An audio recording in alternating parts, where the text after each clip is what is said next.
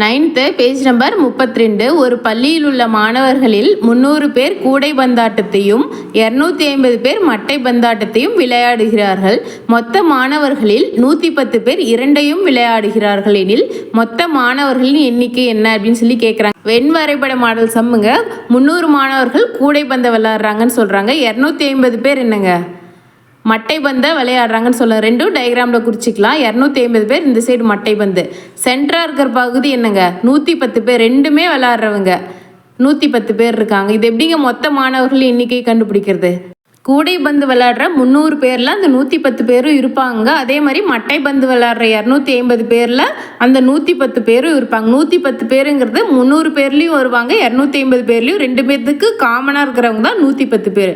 நம்ம 110 பேரை தனியாக எடுத்துக்கிட்டோம்னா கூடை பந்து மட்டும் விளையாடுறவங்க எவ்வளோ, மட்டை பந்து மட்டும் விளையாடுறவங்க எவ்வளோன்னு கண்டுபிடிச்சிடலாங்க. இப்போ 300லேருந்து 110 கழிச்சா 190. அதே மாதிரி 250லேருந்து 110 கழிச்சா என்ன வருங்க? 140 வரும். இது கூடை பந்து மற்றும் மட்டை பந்தை மட்டும் விளையாடுறவங்க. அப்போ மொத்தமாக ரெண்டையும் விளையாடுறவங்க எவ்வளோங்க? 110. இது மூணையும் ஆட் பண்ணால் நம்மளுக்கு மொத்த மாணவர்கள் எண்ணிக்கை எவ்வளோன்னு தெரிஞ்சிடும். 190, 140, அடுத்தது 110. ரெண்டுமே விளையாடுறவங்க. மேலே இருக்கிறது கூடை பந்து, ரெண்டாவது இருக்கிறது மட்டை பந்து, மூணாவது இருக்கிறது ரெண்டுமே விளையாடுறவங்க. இது மூணு கூட்டினா நம்மளுக்கு என்னங்க ஆன்சர் வரும்? 440. அப்போ மொத்த மாணவர்கள் எண்ணிக்கை 440. ஆப்ஷன் சி தான்.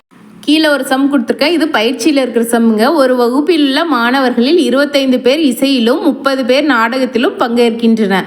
மொத்த மாணவர்கள் 8 பேர் இரண்டிலும் பங்கேற்கின்றன எனில் மொத்த மாணவர்களின் எண்ணிக்கை என்ன அப்படின்னு சொல்லி கேட்குறாங்க. சம் எடுத்துக்கிட்டோம்னா அது போடுறதுக்கு நிறையா வழிகள் இருக்குங்க.